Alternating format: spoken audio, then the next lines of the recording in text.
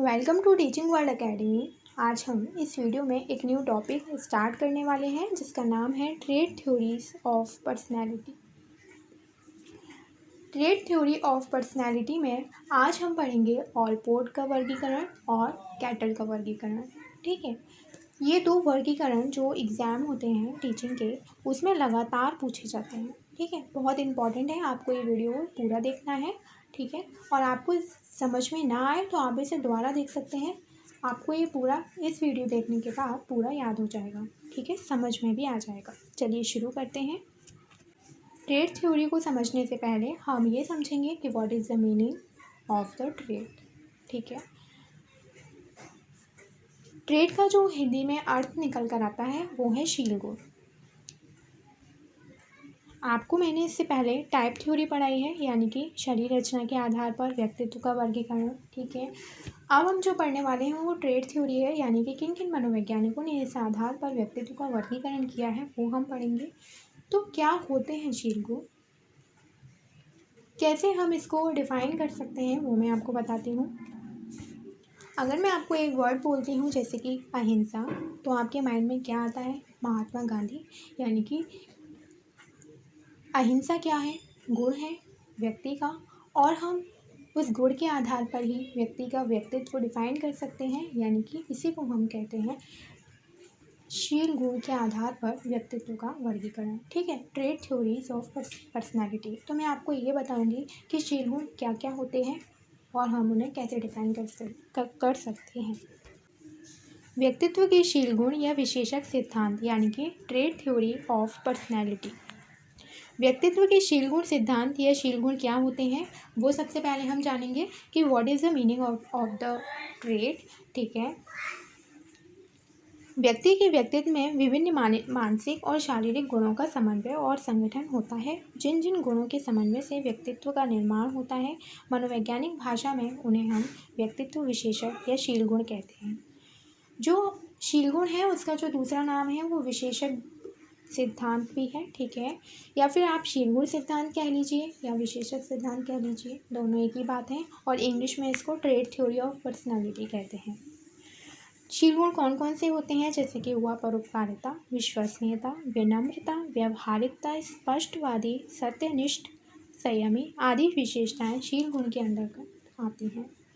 ठीक है, शील गुण कौन कौन से होते हैं? जैसे व्यक्ति के जो गुण होते हैं, कुछ गुण ऐसे होते हैं जो हर किसी में नहीं होते, और जो हर किसी में नहीं होते हैं वो गुण उसके लिए विशेष गुण होते हैं, किसी व्यक्ति विशेष के लिए होते हैं, जिस व्यक्ति का उस गुण से नाम जुड़ा होता है। अगर हम उस गुण का नाम लेते हैं तो पूरे व्यक्ति का व्यक्तित्व डिफाइन हो जाता है। तो कुछ गुण इस प्रकार के भी होते हैं जिनके नाम से ही व्यक्ति जाना जाता है, आपने देखा होगा। और कुछ गुण ऐसे होते हैं जो सभी व्यक्तियों में सामान्य रूप से पाए जाते हैं, है ना। जैसे कि परोपकारिता हुआ, विश्वसनीयता हुआ, विनम्रता हुआ। तो कुछ गुण सभी लोगों में होते हैं और कुछ गुण व्यक्ति विशेष में होते हैं, और व्यक्ति इन्हीं सभी गुणों का मिला जुला रूप ही व्यक्तित्व कहलाता है। ठीक है, व्यक्तित्व क्या होता है? हम शारीरिक गुण ले लें और मानसिक गुण ले लें, दोनों को समन्वय कर दें तो हम व्यक्तित्व को डिफाइन कर सकते हैं। ठीक है, तो सबसे पहले इसमें जो मनोवैज्ञानिक हैं ऑलपोर्ट, उनका नाम आता है, उनका वर्गीकरण हम देखते हैं। ऑलपोर्ट का विशेषक सिद्धांत या शील गुण सिद्धांत कहते हैं, या फिर ऑलपोर्ट्स ट्रेट थ्योरी। ठीक है, तो ऑलपोर्ट ने शील गुणों को कितने भागों में बांटा था? 2 भागों में। कौन कौन से? सामान्य शील गुण और व्यक्तिगत शील गुण। सामान्य शील गुण कौन कौन से होते हैं? जैसे कि जो हर व्यक्ति में पाए जाते हैं, जिसके आधार पर हम ये नहीं बता सकते कि व्यक्ति का व्यक्तित्व किस प्रकार का होगा, वो नॉर्मल है, सभी व्यक्तियों में पाए जाते हैं। ठीक है, ऐसे शील गुण जो किसी समाज या संस्कृति के अधिकतर लोगों में पाया जाता है उन्हें हम सामान्य शील गुण कहते हैं। और व्यक्तिगत शील गुण, जिस गुण के आधार पर हम व्यक्ति का व्यक्तित्व डिफाइन कर सकते हैं, जिस गुण के नाम से ही व्यक्ति का व्यक्तित्व जाना जाता है, उनको हम कहते हैं व्यक्तिगत शील गुण। ठीक है, यानी कि इसे ऑलपोर्ट ने व्यक्तिगत प्रवृत्ति भी कहा है। ये शील गुण किसी के सीमित होते हैं, समाज या संस्कृति के व्यक्ति विशेष तक ही सीमित होते हैं, यानी कि ये हर व्यक्ति में नहीं पाए जाते। व्यक्ति विशेष में पाए जाते हैं। ठीक है, तो इस तरह के शील गुण को जो नाम दिया है वो है व्यक्तिगत शील गुण। यानी कि ऑलपोर्ट ने विशेषण के शील गुण सिद्धांत दिया। कितने रूप बताए? 2। सबसे पहला जो शील गुणों को बांटा है, सबसे पहले सामान्य शील गुण आते हैं, फिर व्यक्तिगत शील गुण। ठीक है, व्यक्तिगत शील गुण, उसके बाद सामान्य शील गुण, यानी कि 2 भागों में बांटा है। और 2 भाग किस प्रकार से बांटे हैं? शील गुण के आधार पर। ठीक है, जो सेकंड टाइप ऑलपोर्ट ने बताया था व्यक्तिगत शील गुण, उसको 3 भागों में बांटा। पहला था कार्डिनल शील गुण, केंद्रीय शील गुण, और थर्ड है गौण शील गुण।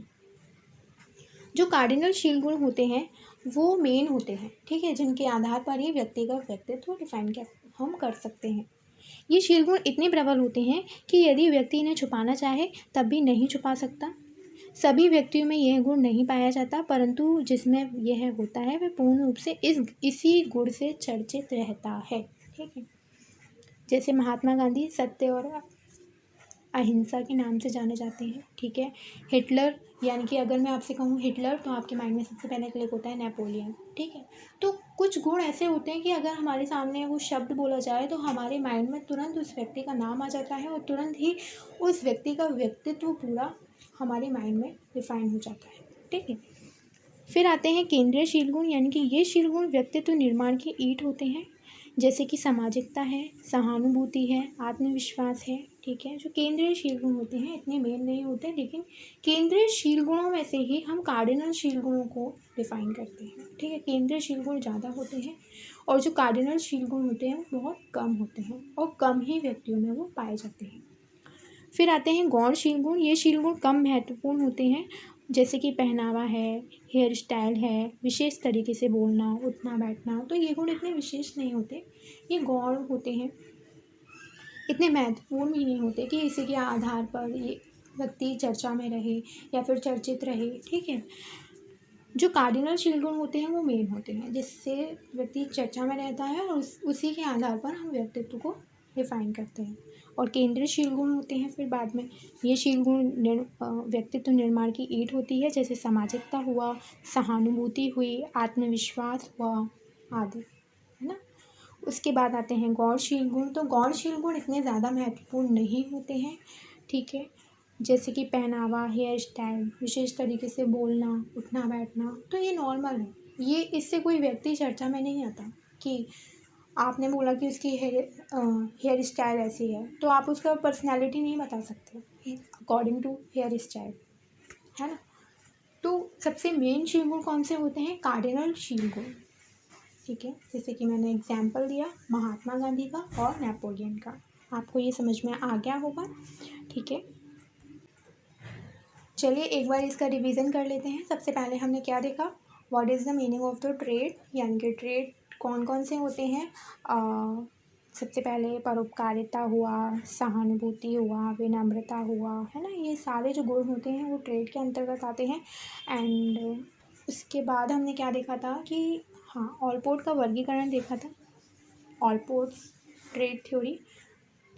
तो ऑलपोर्ट ने शील गुणों के कितने रूप बताए? 2 रूप। कौन कौन से 2 रूप? सबसे पहला था सामान्य शील गुण, उसके बाद था व्यक्तिगत शील गुण।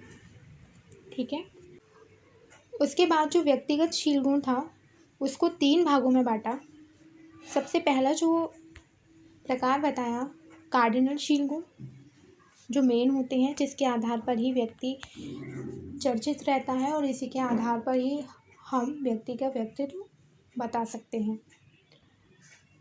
सेकंड था केंद्रीय शील गुण और थर्ड था गौण शील गुण। ठीक है,